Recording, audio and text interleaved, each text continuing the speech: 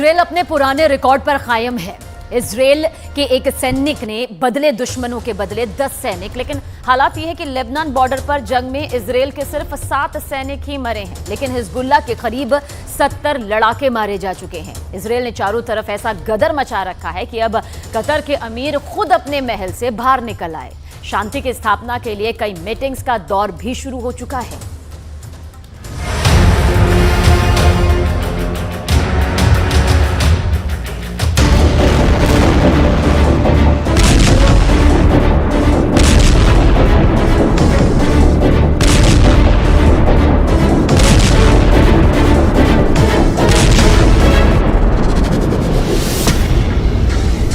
Gaza की तबाही इतनी भयानक है, अब शब्दों में बयान करना मुश्किल है। गाजा के लोग कह रहे हैं कि टीवी में दिख रहा है वो तो सिर्फ 5% है। गाजा वो नरक बन गया है जहां जिंदा रहने के लिए कुछ नहीं है।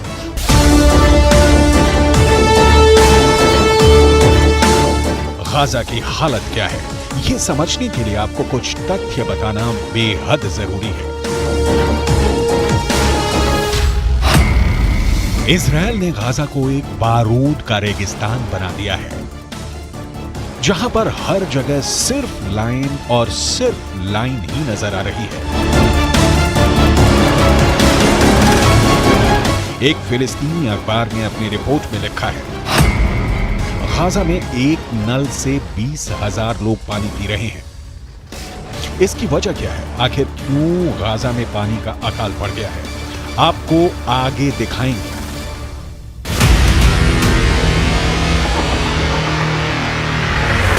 फिलिस्तीन की एक और न्यूज एजेंसी का दावा है कि गाजा पट्टी के अंदर खान यूनुस कैंप में एक शौचालय का इस्तेमाल 600 लोग कर रहे हैं। आप सोचिए जरा हालात क्या है। खान यूनुस गाजा पट्टी के दक्षिणी हिस्से में आता है और ये वो इलाका है जहां दावा किया गया है कि इजरायल हमले नहीं कर रहा है, लेकिन वहां भी ये हाल है कि हर तरफ लाइनें ही लाइनें नजर आ रही हैं। फिलिस्तीन के ग्राउंड रिपोर्ट कर रहे पत्रकार ये दावे कर रहे हैं कि अब उत्तर गाजा के अंदर रोटी बनाने वाली एक भी बेकरी नहीं बची है, क्योंकि सारी बेकरियों के सोलर पैनल ही एयर स्ट्राइक में नष्ट कर दिए गए हैं।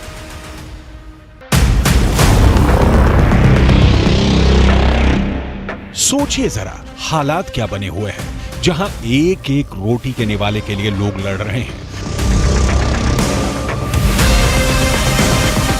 गाजा की महिलाएं बता रही हैं कि पीने के लिए पानी ही नहीं है और इसीलिए उनके बच्चों का वजन लगातार घट रहा है। सबसे ज्यादा बुरे हालात बच्चों के नजर आ रहे हैं, क्योंकि करीब 5,000 बच्चे इस पूरे युद्ध में अब तक मारे जा चुके हैं और फिलिस्तीन दावा ये कर रहा है कि इतने बच्चे तो 1967 के युद्ध में भी नहीं मरे।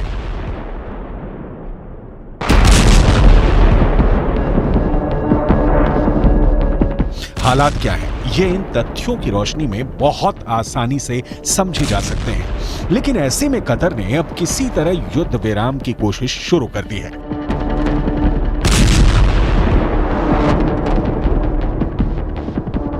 अरब देशों के शिखर सम्मेलन के ठीक पहले कतर ने पूरी ताकत झोंक दी है कि किसी तरह युद्ध विराम करवाया जाए, किसी तरह नेतन्याहू पर दबाव डाला जाए। इसकी पुरजोर कोशिश की जा रही है।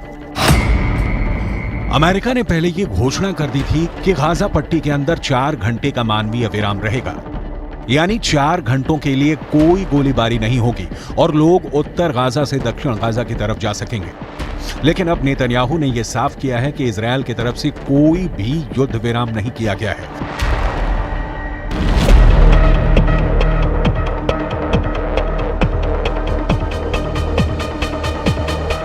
याद कीजिए, जब ये युद्ध शुरू हुआ था तो कैसे अमेरिका इजरायल का बड़ा भाई बन रहा था, लेकिन नेतन्याहू ने एक एक करके अमेरिका के कई प्रस्ताव खारिज कर दिए और ये साबित करने की कोशिश की है कि इजरायल अकेले दम पर युद्ध लड़ने और जीतने का मादा भी रखता है। अमेरिका ने कहा है कि गाजा में ग्राउंड ऑपरेशन इतनी जल्दी ना शुरू किया जाए, लेकिन इजरायल ने ग्राउंड ऑपरेशन शुरू कर दिया। अमेरिका ने कहा कि पहले बंधकों को रिहा करवाया जाए, लेकिन इजरायल ने बंधकों के मसले पर कोई बातचीत ही नहीं शुरू की। अमेरिका ने कहा कि मानवीय विराम किया जाए, लेकिन इजरायल ने इस मानवीय विराम को भी नहीं माना। इस तरह के ग्रेनेड का इस्तेमाल किया गया था। न्यूज़ 18 इंडिया आपको दिखा रहा है, हैंड ग्रेनेड घर में फेंके गए, जो शेल्टर थे वहाँ फेंके गए। हमने कई जगह से ऐसी रिपोर्टिंग की है जहाँ ये हैंड ग्रेनेड फेंका गया। इसके अलावा ये एक तरह से आरपीजी, ये इसका एक बॉम्ब है जिसका इस्तेमाल घरों में, बड़े बड़े घरों को जलाने के लिए बाहर से लगाकर, यहाँ से मैग्नेटिक डिवाइस है, यहाँ लगाकर उड़ा दिया जाता है जिससे पूरा घर उड़ जाएगा। ये एक तरह का बड़ा ग्रेनेड कह सकते हैं, बड़े ग्रेनेड का है। इसका भी इस्तेमाल होता है घरों में को उड़ाने के लिए, आग लगाने के लिए।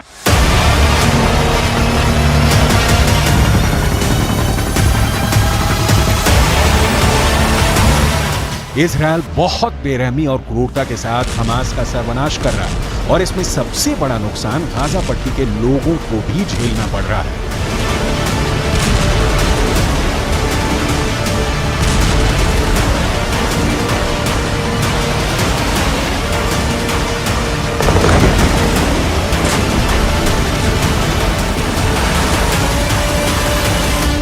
وقصف وعنا معاقة. احنا طلعنا من بيتنا لانه ما فيش، المنطقة كلها اخلة فيش.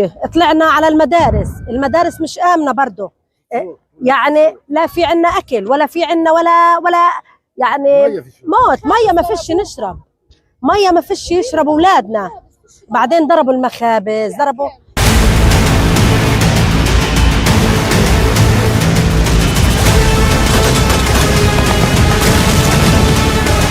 अब जरा ये तस्वीर देखिए। गाजा पट्टी के अंदर लोग खच्चरों पर पानी की टंकी ले जा रहे हैं। दरअसल गाजा पट्टी के अंदर आम लोगों के पास ईंधन बचा ही नहीं है। यही वजह है कि आम लोगों के पास पेट्रोल या डीजल है ही नहीं। ऐसे में अब गाजा के लोगों के पास एकमात्र विकल्प यही है कि वो खच्चरों का इस्तेमाल करें।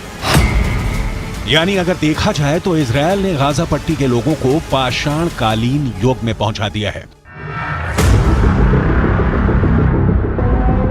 इसी तरह गाजा पट्टी के अंदर लोगों के पास कपड़े धुलने के लिए भी पानी नहीं है। लिहाजा हालात ये हैं कि आज गाजा पट्टी के लोग समंदर के किनारे, समंदर के खारे पानी से ही कपड़े धोने के लिए मजबूर हो चुके हैं।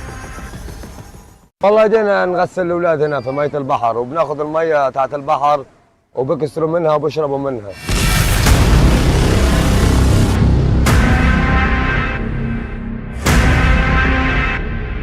गाजा पट्टी के अंदर बीते एक हफ्ते में अब तक 8 अस्पतालों पर हमले हो चुके हैं। इजरायल ये दावा कर रहा है कि ज्यादातर अस्पतालों के नीचे हमास के अड्डे और सुरंगें हैं। अब ऐसे में इजरायल के सामने धर्म संकट खड़ा हो चुका है, लेकिन इसके बावजूद भी इजरायल गाजा पट्टी के अंदर अस्पतालों में ऐसे हालात पैदा कर रहा है कि धीरे धीरे लोग खुद ही अस्पतालों को खाली कर दें।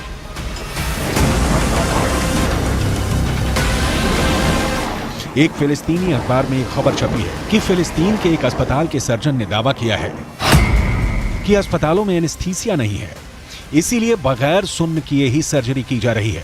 इसी तरह जहां पर त्वचा जली हुई है वहां पर त्वचा को साफ करने के लिए लिक्विड केमिकल ही नहीं है। गाजा पट्टी के अंदर इस वक्त 50,000 महिलाएं गर्भवती हैं जिनके लिए अस्पताल ही नहीं है, क्योंकि सारे के सारे अस्पताल भर गए हैं। हालात काफी बुरे हैं।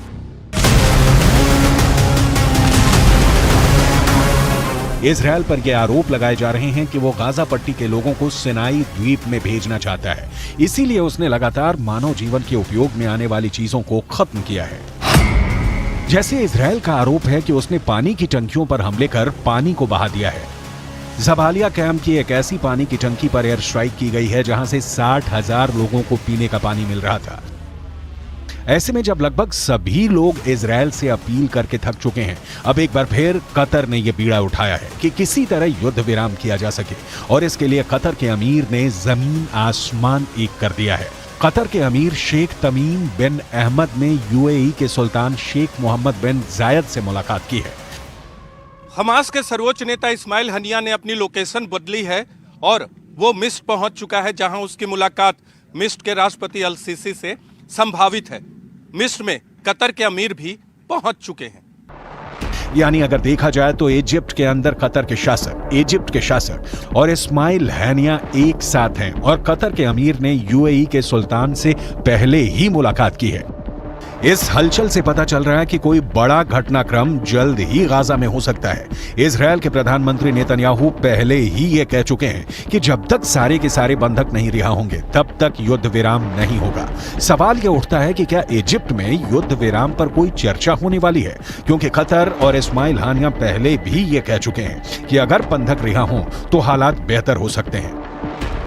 सबसे बड़ी बात यह है कि इजरायल के प्रतिनिधि पहले भी संयुक्त राष्ट्र के अंदर यह बयान दे चुके हैं कि अगर कतर चाहे तो बंधक संकट आसानी से सुलझ सकता है। क्या इजरायल और अमेरिका का कतर पर यह दबाव अब रंग लाने वाला है?